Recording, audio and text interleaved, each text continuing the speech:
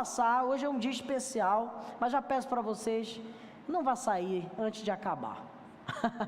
Amém? Vamos lá. Abra a Bíblia de vocês no livro de 1 aos Coríntios, no capítulo 15, no verso 17 em diante. Isso aqui já é Paulo escrevendo aos corintianos. Inclusive, é hoje, né, o negócio? Não é hoje? Já foi já o do Remo contra o Corinthians? É quarta? Deus livre, vou orar pelo Remo. Mas não é corintiano não, gente. Era uma cidade que tinha lá, chamada Corinto, né? Lá na Ásia Menor. Ali pessoal ali perto da Turquia. Enfim, vamos lá. Deixa eu ler o que Paulo está falando aqui aos Coríntios. Diz assim: e se Cristo não ressuscitou, é vã a nossa fé, ainda permaneceis nos vossos pecados, e ainda mais, os que dormem em Cristo permanecem. E se a vossa esperança em Cristo se limita apenas às coisas dessa vida, nós somos os mais miseráveis de todos os homens. Verso 20, pode passar, a minha versão está um pouco diferente da de vocês, mas dá para entender. Mas de fato, se Cristo ressuscitou dentre os mortos, sendo ele primícia dos que dormem, guardem isso aqui, primícia dos que dormem. Essa palavra dormir aqui, ela é uma menção à morte, tá? Visto que a morte veio por um homem, e também por um homem veio a ressurreição dos mortos. Porque assim como em Adão todos morreram, assim também, como em Cristo, todos vão ser vivificados. Ou em outras versões, vai falar ressuscitados. Tá bom? Vamos lá, vamos continuar lendo. Verso 23 diz assim: cada um, porém, na sua própria ordem. Cristo, as primícias, depois os que são de Cristo na sua vinda. E então virá o fim, quando ele entregar o reino ao Deus e Pai, quando houver destruído todo o principado, bem como toda a potestade, como todo o poder, porque convém que ele reine, até que haja posto todos os inimigos embaixo dos seus pés. E o verso 26 eu quero que você grave: o último inimigo a ser destruído é a morte. Vamos aplaudir essa palavra. Todos nós um dia vamos ter que encarar a morte. E a Bíblia fala lá em Romanos que o salário do pecado é a morte.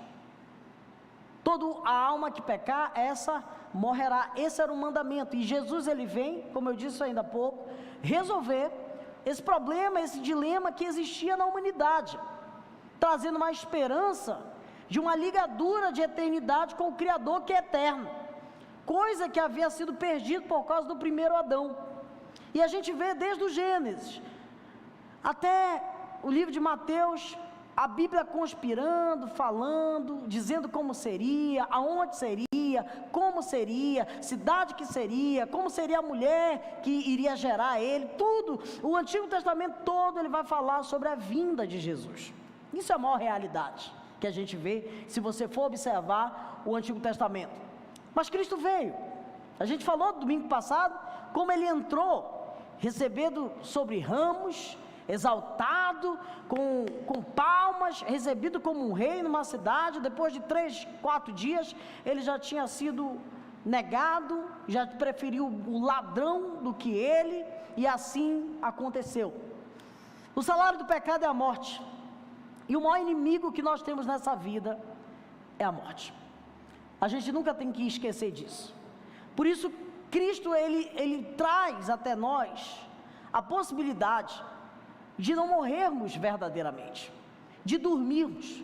Por isso que ele usa a terminologia de que quem entra em uma paz com Deus, é como se ele entrasse em um estado de sono, de paz, e que não é verdadeiramente a morte, Porque quando a pessoa em Cristo, ela se depara com a morte, no fundo ela não vai viver a morte, ela vai viver algo muito melhor, que a Bíblia vai dizer, que os olhos não viram, que os ouvidos não ouviram, e que jamais penetrou no coração de nenhum ser humano, é aquilo que Deus tem nos preparado aqueles que amam a Ele. Então a morte, ela não tem mais poder sobre todos aqueles que estão em Cristo. E Jesus ter morrido e ressuscitado, trouxe a nós privilégios, que às vezes a gente olha e pensa assim, legal, que bom que Jesus veio, ruim ele ter sofrido, né? Eu achava um absurdo Jesus ter morrido quando eu era criança, e não queria que ele morresse. Eu queria agir igual Pedro. Sei que Pedro falou, Senhor, não, eu vou morrer, poxa, eu não quero que tu morra.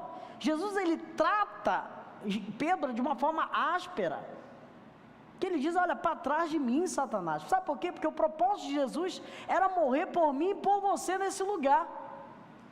O texto bíblico diz, se Cristo não tivesse morrido e ressuscitado, em vão seria a nossa fé.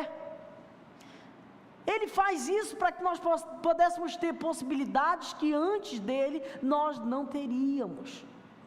Então ele traz a nós algumas consequências. As consequências da ressurreição de Cristo, elas são ensinadas através de muitas coisas na Bíblia, que hoje eu quero destrinchar você, para que você se apegue a isso, para que você olhe verdadeiramente o sacrifício que foi feito por mim e por você, com muita alegria, e entenda que quando você olha Jesus ali sofrendo, você fala assim, foi por mim. Você olha aquele sacrifício e fala assim, ele fez isso para que eu não passasse por isso. Ele olhou por mim, ele veio e se entregou no meu lugar. Qual foi a primeira consequência? A ressurreição de Jesus, ela valida o sacrifício da cruz.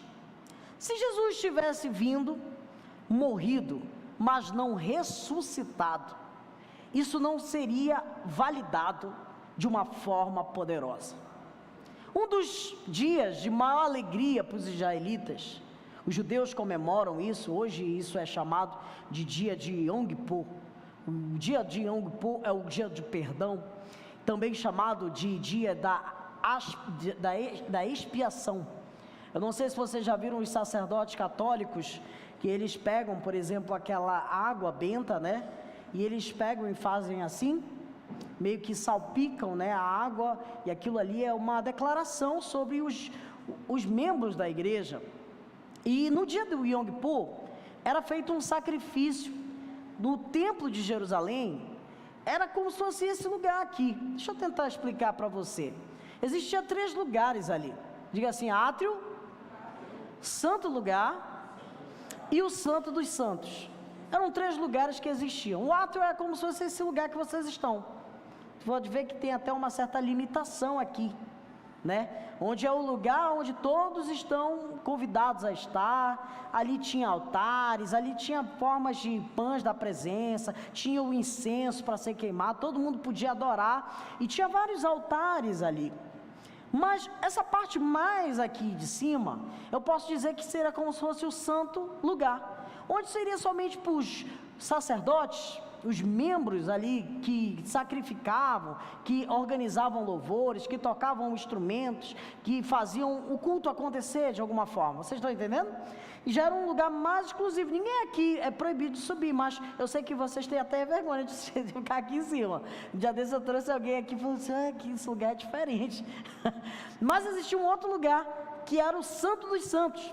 Esse lugar, ele era o que dividia o santo lugar desse santíssimo, né? Que ele tinha um véu. Vocês já viram a terminologia da Bíblia que fala assim, o véu foi rasgado? Vocês já viram isso? O véu foi rasgado, por quê? Porque esse véu, ele separava o santo lugar do santíssimo lugar. E o santíssimo lugar, ele não podia ser um lugar para todas as pessoas que estavam aqui em cima, ou seja, os sacerdotes já, que podiam ficar aqui, não podiam ir para lá. Porque só quem podia ir para lá era o sumo sacerdote, uma vez por ano, às vezes amarrado por um negócio que tinha um sinozinho assim para ele fazer barulho e dizer, você está vivo lá dentro. porque ali dentro, a presença de Deus se manifestava. Dentro desse santíssimo lugar, existia a Arca da Aliança, que era também chamada Arca da Presença, e ali eles sacrificavam esse animal, e quando eles vinham com aquele sangue, eles salpicavam o sangue daquele animal sobre o povo, e aquilo era o dia do perdão. Olha só, isso aconteceu no dia da morte de Jesus. Quando Jesus ele morre, a Bíblia fala que o véu ele se rasga do início ao fim, dando declaração que nós agora, a partir dessa nova aliança, não dependemos completamente de um sacerdote para ir naquele lugar santíssimo e pedir alguma coisa para a gente. Nós podemos nos ajoelhar, nós podemos orar em qualquer lugar, no seu banheiro, no seu quarto, no seu carro, e ali dizer e falar com Deus, por causa dessa nova consciência de Cristo ter quebrado isso, que era uma impossibilidade, que era coisas que eu e você não poderia fazer, de falar com Deus. O que era feito? Era entregue o sacrifício ao sacerdote, e o sacerdote fazia isso em favor de você e de mim. Então quando Cristo ele morre, ele ressuscita, ele valida a ressurreição de Cristo, ela autentica, ela valida o seu sacrifício. Ou seja, Jesus ressuscitando dos mortos, a sua morte, ela é aquilo que nos dá a certeza daquilo que ele fez por nós. E se ele não tivesse ressuscitado, a Bíblia vai dizer que em vão seria a nossa fé. A ressurreição era uma consequência necessária. A morte, nesse sentido, diz Romanos, diz assim: ele foi entregue à morte por nossos pecados e ressuscitado para a nossa justificação. Já viu aquela pessoa que erra e de repente tenta se justificar, dizendo: não foi bem assim, deixa eu te explicar. Isso é se justificar. Vocês concordam comigo? Então a Bíblia diz que Jesus ele é entregue à morte pelos nossos pecados, ou seja, os nossos pecados, o meu pecado, o seu pecado, ele faz com que Cristo se entregue, porque eu e você sozinho não conseguimos nos salvar. Eu e você sozinho não conseguimos nem cumprir os 10 mandamentos.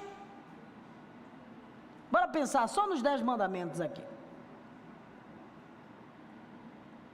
Eu não quero nem usar os outros rituais que estão lá em Levíticos. São mais de 200, quase 300, se eu não estou enganado. Mas com certeza alguém aqui já desejou alguma coisa de alguém, ou ficou com inveja de alguém, ou roubou alguma coisa, nem que seja da geladeira que não era tua. Já mentiu. Todos nós aqui não guardamos o sábado.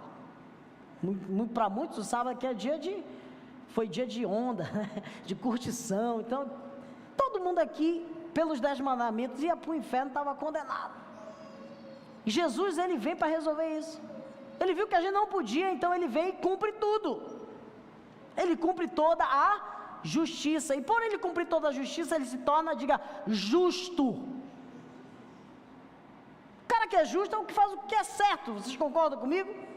Mas nós não somos justos. A Bíblia diz que por mais que eu e você se esforce, nós não somos justos. Só ele é justo. Então, por ele ser justo, ele justifica os injustos. E aí ele fala assim: o Márcio, meu amigo, tem problema, mas eu morri por ele. Aí olha você, olha eu, e fala assim: foi por ele que eu me entreguei. Então eu sou justo e justifico os injustos. Isso é aquilo que a gente acredita sobre justificação, porque a palavra justificação ela é sinônima de salvação. Se refere a Cristo em sermos declarados justos por Deus, não apenas pela obra de Cristo, mas pela sua ressurreição. Cristo ressuscita para nossa justificação, para que nós possamos ser justificados não por obras, não por coisas que nós podemos fazer, mas sim pelo sangue que foi derramado na cruz. Eu e você não somos santos, puros, ou coisa parecida por nossa performance, nós somos porque Ele fez tudo isso por nós. Uma vez alguém chegou e falou: eu acho um abuso vocês dizerem que vocês são salvos, como é que vocês têm certeza disso? Eu falei: porque isso não depende de mim, essa é a única certeza que eu tenho. Se dependesse de mim, eu estava com muita dúvida se eu vou ser salvo ou não. Mas a Bíblia diz que eu sou salvo pela graça, mediante a fé em Cristo. Eu tenho fé em Cristo, é isso que me toca, é isso que me restaura, é isso que me regenera, é isso que muda a minha vida. E de acordo com o apóstolo Paulo, a nossa identidade como filho também é tratada por causa disso. Romanos 1:4 vai dizer assim: mediante o Espírito da Santidade, e foi declarado Filho de Deus com poder pela ressurreição dentre os mortos, Jesus Cristo, nosso Senhor. Essa palavra, Senhor, ela fala de ser dono. E o exemplo que eles tinham daquele tempo era o exemplo de escravidão mesmo. A Bíblia fala que de servo, de mentalidade de servo, está falando de mentalidade de escravo. A palavra servo significa, naquele contexto, escravidão. E o Senhor é o dono daquilo. Não estou dizendo que você deve ser escravo de Deus ou coisa parecida, porque a Bíblia fala que Jesus mesmo diz isso, que Ele não chama mais a gente de servo, mas chama a gente de amigo, porque o servo nada sabe do seu dono, né? Tipo assim, ele vai viajar, tanto faz, não preciso de falar porque eu vou fazer. Mas o amigo, o filho, ele tem essa consciência do que o pai está fazendo. Vocês concordam comigo? Então, entenda uma coisa, que eu e você precisamos aceitar que esse sacrifício, ele nos livrou de uma vida hostil, de uma vida desgraçada, de uma vida sem perdão, de uma vida sem graça de Deus. A segunda coisa é que a ressurreição de Jesus, ela possibilita a todos nós uma nova vida. Uma nova vida. Isso não fala de pagar penitência, isso não fala de trazer dinheiro no altar, como muita gente está falando aí, que você tem que fazer sacrifício. O sacrifício já foi feito. Jesus morreu por mim e por você. Se você quiser ofertar, doar alguma coisa, que isso não seja sacrifício, isso seja ato de amor e generosidade do seu coração, gratidão que você tenha, algo que venha no seu coração. Você não compra Deus, irmão. Você não tem como fazer uma barganha com Deus. Eu vou agora sacrificar para te mandar fogo ou para te ressuscitar. Não, Deus age de forma diferente. Eu e você precisamos entender que essa nova vida nos possibilita vivermos algo que tem a ver com agora. 2 Coríntios 5:17, coloca aí para mim, por favor. Diz assim: portanto, se alguém está em Cristo, diga assim, está em Cristo, é uma nova criação, é uma nova criatura. As coisas antigas já passaram, e que surgiram, fizeram-se novas todas as coisas. O que eu acho incrível é que eu sou pastor, e eu tenho já quase décadas de ministério servindo a Deus. E ontem eu podia não estar bem, ou ontem eu podia estar muito bem, mas isso não importa. Para Deus, o que importa é agora. Você sabia que teve pessoas na Bíblia que começaram muito bem e terminaram muito mal? Por exemplo, Salomão começou muito bem e terminou muito mal. O apóstolo Paulo começou muito mal, mas terminou muito bem. Os discípulos começaram muito mal, mas terminaram muito bem. Então, não importa como você começou, o importante é como você vai terminar. E se você está em Cristo, diariamente Ele te faz uma nova criatura. As coisas antigas passam. Se você errou ontem, não importa. Se hoje você decidir, eu estou em Cristo, hoje eu sou uma nova criatura. Hoje eu sou alguém novo. E talvez tu pense assim, mas hoje eu não quero. Amanhã. Não se fala de amanhã e nem de ontem, se fala de hoje. Muita coisa pode acontecer em um dia. Muita coisa pode acontecer em um dia. Por isso que a Bíblia vai dizer: se hoje ouvires a voz do Senhor, vosso Deus, não endureçais o vosso coração. Se entregue a Deus, se entregue ao novo. Bendito, 1 Pedro 1:3 vai dizer assim: bendito seja o Deus e Pai do nosso Senhor Jesus Cristo, conforme a sua grande misericórdia, Ele nos regenerou para uma nova esperança. Olha que lindo! Uma nova esperança por meio da ressurreição dos mortos, através de Cristo Jesus. Que maravilha! há uma nova esperança, há um novo viés, há uma nova forma de pensar, uma nova forma de agir. Bendito seja o Deus e Pai, que nos deu uma nova esperança, que nos deu uma nova visão, que nos faz viver. Para Pedro, o cristão, ele só pode ser regenerado, ou seja, nascer de novo, por causa da ressurreição de Jesus. Cristo não pode morrer outra vez, a morte já não tem mais domínio sobre ele, porque morrendo ele, morreu para todos os pecados de uma só vez. O escritor de Hebreus vai dizer que ele teve que fazer um sacrifício para que não pudesse ser mais feitos sacrifícios. Por que os cristãos não oferecem bode, ovelha, cabra, pombinha? Porque Cristo já foi entregue, não é necessário mais, porque uma vez por todas, Ele se entregando, não é necessário mais esse tipo de sacrifício. Até o jejum não deve ser um sacrifício, deve ser um prazer. Jejuar para se sentir sensível à voz de Deus, isso é uma grande coisa. Eu e você somos desafiados a olhar que Cristo foi aquele que pagou todo o preço. E se ele falou assim, ó, foi pago o preço. Romanos vai dizer que a cédula, a nota, a moeda, em outras versões, que existia contra nós, ele rasgou, ele aniquilou na cruz. Eu não sei se você já teve a experiência de ir em um cartório de protesto, ou o seu nome foi para lá. É uma cédula que está te marcando em todo o território, está devendo. Eu não sei se você já parcelou um carro de 60 vezes, e você pega aquele bando de boleto que te dão lá, né? Aí você paga uma parcela. Você já pagou o carro? Não.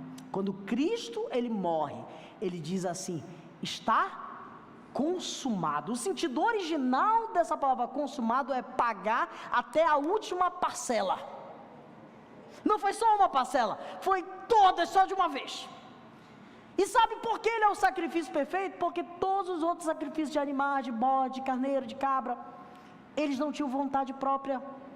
Eles não falavam assim, hoje eu quero morrer pelo sacrifício da Tayana. Os animais não tinham vontade, eles eram pegados no curral, eles eram simplesmente levados, eles não tinham vontade, porque Jesus é o sacrifício perfeito, porque ele quis se entregar de boa vontade. Isaías diz que ele foi como uma ovelha muda, diante dos seus tosqueadores, não falou nada, para que a justiça dele viesse imprimida em nós, para que nós pudéssemos ter o dom da graça, o dom do perdão, o dom da salvação, o dom da vida eterna, a esperança de nunca mais morrer. E por último, a ressurreição de Jesus assegura também a nossa ressurreição naquele grande dia. Diga assim, eu também serei ressuscitado. Cristo, o texto diz que ele é a primícia dos que se ressuscitaram, ou seja, ele é o primeiro daqueles que ainda vão ressuscitar depois. Ou seja, ele abriu o precedente e disse assim, olha, eu ressuscitei, mas você também vai ressuscitar.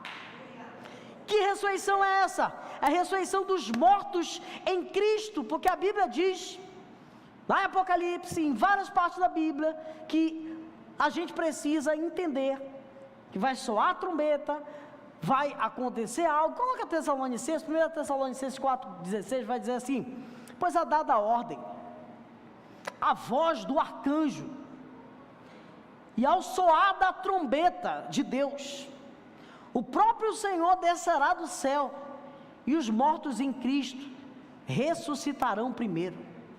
O verso seguinte vai dizer que eles passaram a viver um novo por causa da ressurreição.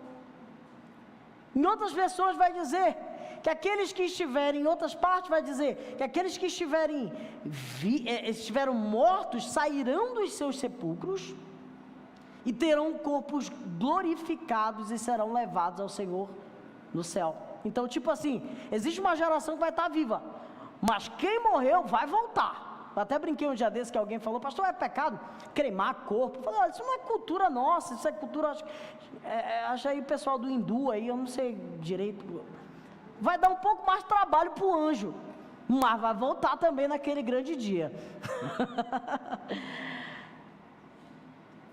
Eu já vou finalizar. Eu só quero explicar para vocês mais uma coisa. De acordo também com Paulo, essa ressurreição está assegurada por causa da ressurreição de Jesus. 1 Coríntios 6,14 diz, por seu poder, Deus ressuscitou o Senhor e também nos ressuscitará. Coloca aí para mim, por favor, é o slide depois desse. 1 Coríntios 16, eu coloquei várias referências. Depois você pode bater uma foto e meditar lá na sua casa. 1 Coríntios 6,14 diz assim, por seu poder, Deus ressuscitou o Senhor e também nos ressuscitará. 2 Coríntios 4,14 diz assim, sabemos que aquele que ressuscitou o Senhor Jesus Cristo dentre os mortos, também nos ressuscitará com Jesus.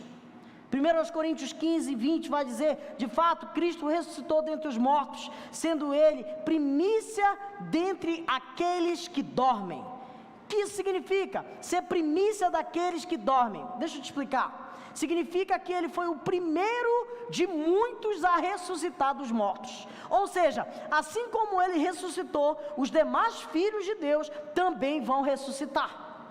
A ressurreição do último dia, que diz aqui, que eu li para vocês, ainda de acordo com Paulo, em 1 Coríntios 15, do 51 até o 55, vai dizer assim, significa a vitória final e determinada por Cristo através da morte do pecado. Entre os filhos de Deus, citamos aqui profetas como Isaías, Oséias. Paulo escreve, por exemplo, a morte foi destruída pela vitória. Que é a vitória? A ressurreição. A morte foi destruída pela vitória, dizendo, onde está, ó morte, a tua vitória? Onde está, ó morte, o teu agrilhão? 1 Coríntios 15, 54, 55, diz assim, esse é um hino. É como se fosse um cântico. É um cântico de vitória, que eu e você precisamos ter. Esse hino de vitória é o hino da nossa celebração, da nossa alegria, da ressurreição de Cristo pela igreja. Porque Ele nasceu e a igreja também, porque Ele venceu, a igreja também vencerá, você vencerá, vamos vencer. A ressurreição de Jesus é validada pelo sacrifício e ela nos dá um status de filhos de Deus mediante a salvação, possibilitando a nossa nova vida. Eu vou repetir. A validação do sacrifício de Jesus, ela nos dá status de filhos de Deus. Mediante a isso nós somos salvos. E possibilita todos nós uma nova vida, mediante do que somos hoje santificados. Isso assegura a ressurreição de cada um de nós no último dia. Mediante isso seremos glorificados. Isso significa a vitória sobre a morte e o pecado, pelo que nós devemos nos alegrar e celebrar nesse dia. Fique em pé. Fique em pé. Eu queria que você tirasse esse momento para agradecer. Obrigado, Senhor. Obrigado por tudo que o Senhor fez por nós. Obrigado por todo o sacrifício, por toda a dádiva que foi dada por nós. No nome de Jesus.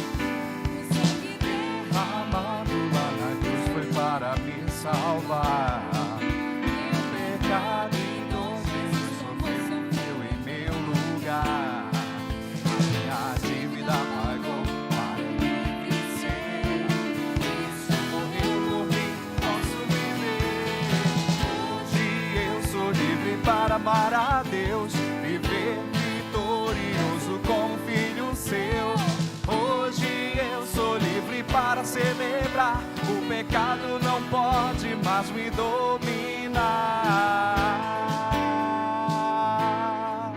Jesus crucificado e o inferno em festa se alegrou. Só não teve vencido e derrotado o Salvador. Não eram os bravos que vendiam na cruz. Foi o pecado do amor de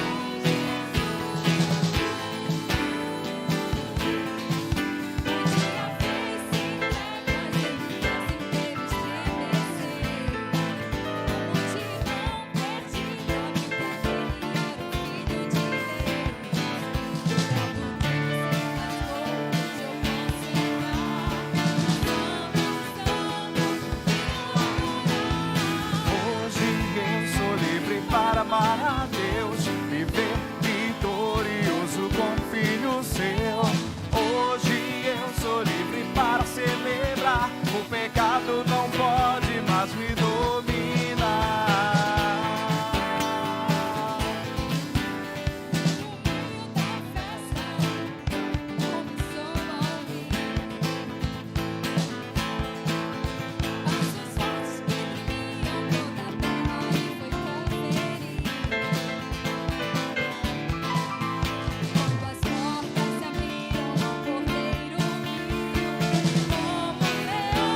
Jesus fugiu.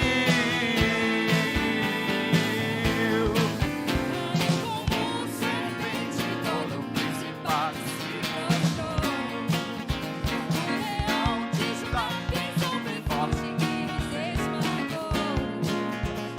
a chave das mãos do diabo, abriu minhas cadeias e me resgatou. Hoje eu sou livre para amar a Deus, viver vitorioso como filho seu. Hoje eu sou livre para celebrar, o pecado não pode mais me dominar.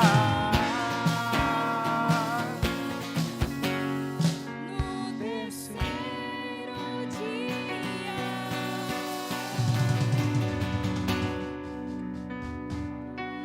a pedra do Levante suas mãos para o céu. Levante suas mãos para o céu. E vamos adorar, vamos glorificar. Olha essa mensagem. E lá chegou Maria, mas o corpo ela não encontrou. Aleluia. Um anjo lhe falou que ele não estava lá. Entre os mortos não devia procurar.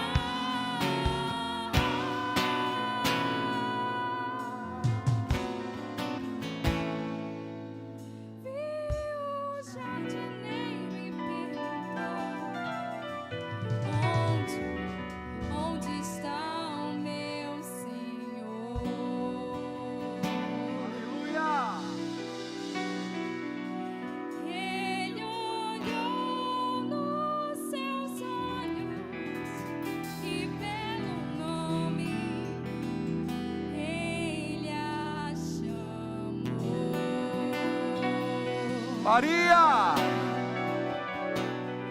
Ela reconheceu a voz do Mestre. Ramone, meu Jesus ressuscitou. Hoje eu sou livre para amar a Deus, viver vitorioso como filho seu. Hoje eu sou livre para celebrar, o pecado não pode mais me dominar. Hoje eu sou livre para amar a Deus, viver vitorioso como filho seu. Hoje eu sou livre para celebrar.